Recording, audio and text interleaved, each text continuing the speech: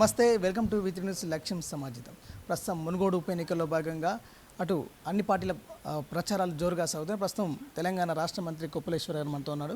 ప్రస్తుతం ఈ ఉప ఎన్నికల నేపథ్యంలో ప్రచారాలు ఎలా సాగుతున్నాయి, ఏ విధంగా ఉన్నాయి, మరిన్ని విషయాలు అడిగి తెలుసుకుందాం. నమస్తే సార్. నమస్తే సార్, ఎలా ఉంది పరిస్థితి? ఇప్పటివరకు అయితే మరి 3-4 రోజులలో పోలింగ్ జరగబోతుంది, 6వ తారీఖు రిజల్ట్ రాబోతుంది. ఇప్పుడున్న ప్రచారం ఎలా సాగుతుంది, ప్రజల నుండి ఎలా స్పందన వస్తుంది?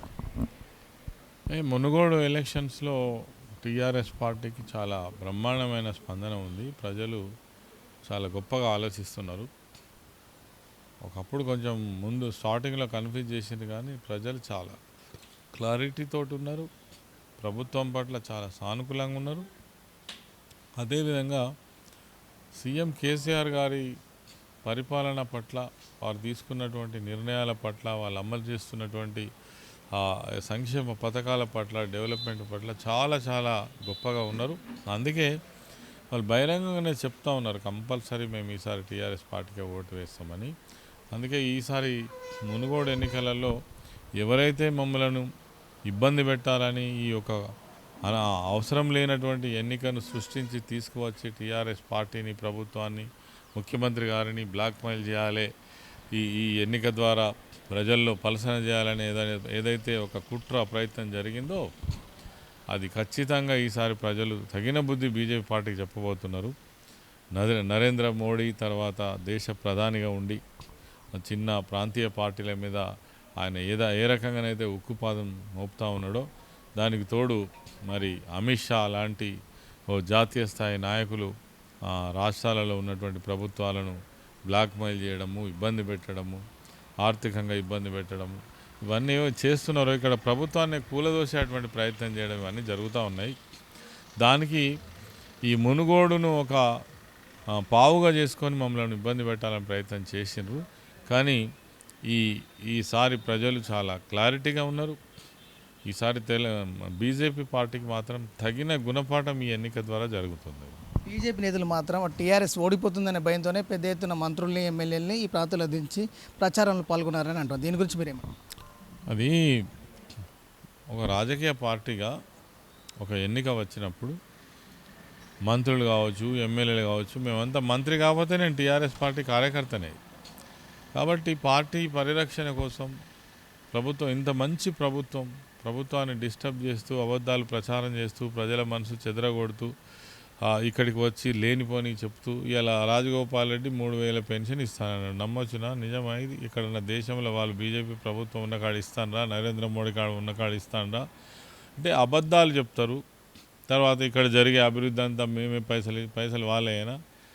రాష్ట్రం యొక్క ఖజానా నుంచి ఖర్చు పెట్టి సాధించినటువంటి ప్రగతి, ఇలా ప్రాజెక్టుల నిర్మాణం కావచ్చు, 24 గంటల కరెంటు కావచ్చు, ప్రతి స్కీమ్కు మనం ఇక్కడ మాకు రావాల్సినటువంటి హక్కు పరంగా అన్ని రాష్ట్రాలకు ఏ విధంగానైతే కేంద్రానికి మనం కట్టినటువంటి దాంట్లో 42% ఏదైతే రావాలో దాని ప్రకారం ఆ డబ్బులు ఏమైనా కొంచెం వస్తాయి కావచ్చు. కానీ 2 లక్షల కోట్ల బడ్జెట్ పెట్టేటువంటి రాష్ట్ర ప్రభుత్వం వాళ్ళు ఈ విధంగా ఇక్కడ తప్పుడు ప్రచారాలు చేస్తుంటారు. కాబట్టి వాటిని ప్రజలు నమ్మితే ప్రమాదం జరుగుతుంది. ఒక మంచి అభివృద్ధికరమైనటువంటి రాష్ట్రంలో ఇబ్బంది జరుగుతుంది, డిస్టర్బ్ జరుగుతుంది. ఇంత 8 సంవత్సరాలనే మంచి ఒక అద్భుతంగా నిర్మించుకున్నటువంటి తెలంగాణ రాష్ట్రం డిస్టర్బ్ జరుగుతుంది. దానికోసం ఒక టీఆర్ఎస్ పార్టీ కార్యకర్తగా, ఉద్యమాలలో పనిచేసినటువంటి వాళ్ళగా, మరి వాళ్ళు మంత్రులే కావచ్చు, ఎమ్మెల్యేలే కావచ్చు, ఒక్కొక్క క్లస్టర్లో ఉండి పనిచేస్తున్నాం, ప్రజలను కాపాడే ప్రయత్నం చేస్తున్నాం. అదే రాజగోపాల్ రెడ్డి గారు కూడా 18,000 కోట్లు, 22,000 కోట్ల రూపాయల ప్రస్తావనగా ప్రతిసారి టీఆర్ఎస్ ప్రచారం ముమ్మరంగా సాగుతుంది. దీని గురించి మీరు? ఇది మేమొక్కరమే చెప్పడం కాదు, ప్రజలందరూ కూడా కూస్తున్నారు. స్వయంగా రాజగోపాల్ రెడ్డి చెప్పిండు, నాకు 18,000 కోట్ల రూపాయల కాంట్రాక్టు వచ్చింది, దానిలో తప్పేముంది, నాకు వచ్చింది అని. అంటే ఒక మాటలో చెప్పాలంటే ఆయన వ్యాపారవేత్త, ప్రజలను తాకట్టు పెట్టి ఈ ఎలక్షన్ తీసుకొచ్చిండు. ఇది మోదీ బీజేపీ పార్టీకి, ఈ రాజగోపాల్ రెడ్డి కాంగ్రెస్ నుంచి బీజేపీకి వచ్చి నేను పోటీ చేస్తా, రాజీనామా చేస్తా, దానికి గాను నాకు ఈ కాంట్రాక్ట్ ఇవ్వండి అని ఒప్పందంతో జరిగిందనేది ప్రజలందరూ చెప్తూనే ఉండరు. దాంట్లో దాపరికం ఏమన్నది? మరి ముఖ్యంగా రాజగోపాల్ రెడ్డి ఏమంటారంటే ఈ ఉప ఎన్నికల్లో బీజేపీ ఎట్లా గెలుస్తుంది, రాబోయే సాధారణ ఎన్నికల్లో టీఆర్ఎస్ పని ఖతం అవుతుందండి. మరి అవుతుందా? అది జరగబోయింది. కానీ ఇలా ఈరోజు ఈ మునుగోడు ఎన్నికలలో వాళ్ళు పాతాళ లోకానికి వెళ్ళిపోతారు. గదే చేయాలనే ప్రయత్నం ఇప్పుడు నువ్వు అడిగిన ప్రశ్న ఏదైతే ఉందో ఇక మొత్తం టీఆర్ఎస్ పార్టీ అయిపోయిందని అనిపించడం కోసం తెచ్చిన ఎన్నిక కదా. బీజేపీ పార్టీ పని అయిపోతుంది. ఒక తెలంగాణతో పెట్టుకుంటే దేశం మొత్తమే గంగలు కలిసే పరిస్థితికి వచ్చింది. అది జరుగుతుంది, జరిగి తీరుతుంది, దాంట్లో ఏమి ఇబ్బంది లేదు. కాబట్టి వాళ్ళ కలలుగానే మిగిలిపోతాయి.